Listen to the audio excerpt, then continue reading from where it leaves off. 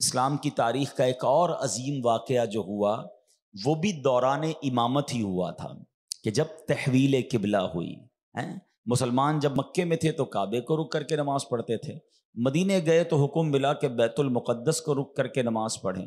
17 مہینے ہو گئے بیت المقدس کی طرف رک کر کے نماز جاری تھی، مگر وہاں کے یہودی جو تھے، غیر مسلم جو تھے، وہ مسلمانوں کو طعنہ دیتے تھے۔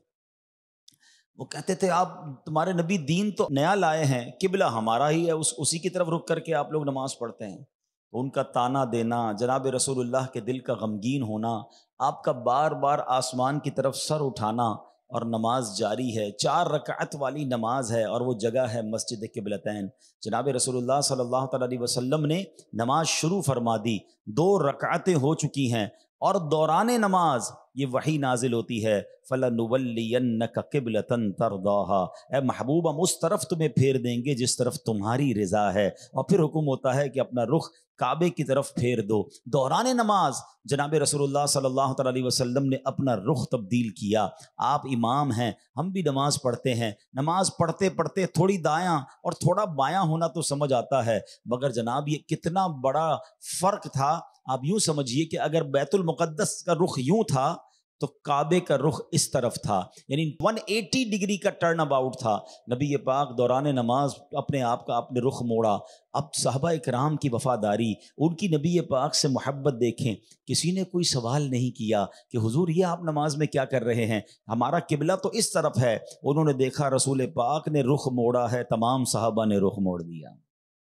ہاں، یہ بہت بڑا درس ہے۔ ویسے ایک سوال ہے، مسجد کمیٹی، مسجد کے امام، متولین بیٹھے ہیں، ہمیں تو 5-10 منٹ نماز میں فرق، جماعت میں ٹائم چینج کرنا ہو تو 1 دن 2 دن پہلے اعلان کرتے ہیں کہ فلاں دن سے جماعت اتنے بجے ہوگی، ہیں 5-10 منٹ کا فرق ہو تو اعلان پہلے ہوتا ہے۔ یہ اتنا بڑا اعلان تھا، کم از کم نماز سے پہلے ہو جاتا، یہ وہی نماز سے پہلے نازل ہو سکتی تھی کہ حضور پاک علیہ الصلوۃ والسلام اعلان کرتے صحابہ کو کہ مبارک ہو، اب بیت المقدس نہیں، اب کعبے کی طرف رک کر کے نماز پڑھنی ہے، یا نماز کے بعد وہی آ جاتی کہ اب مغرب کی نماز میں ہم جناب اپنا رخ تبدیل کریں گے۔ یہ دوران نماز وہی کیوں نازل ہوئی؟ اللہ اکبر۔ علماء اس کی بھی حکمت بیان کرتے ہیں کہ سارے زمانے کو بتانا تھا وفاداری کسے کہتے ہیں، تابع داری کسے کہتے ہیں، لبیک کہنا کسے کہتے ہیں۔ صحابہ کا یہ عمل بتا رہا ہے کہ دوران نماز وہی نازل ہوتی ہے، نبی پاک اپنا رخ بدلتے ہیں، صحابہ بھی اپنا رخ بدل دیتے ہیں۔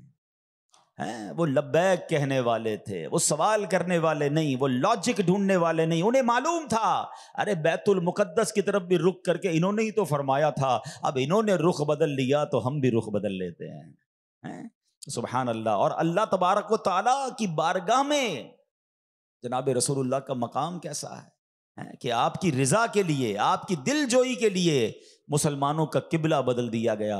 جبھی تو بریلی کے تاجدار لکھتے ہیں نا، خدا کی رضا چاہتے ہیں 2 عالم، خدا چاہتا ہے رضائے محمد،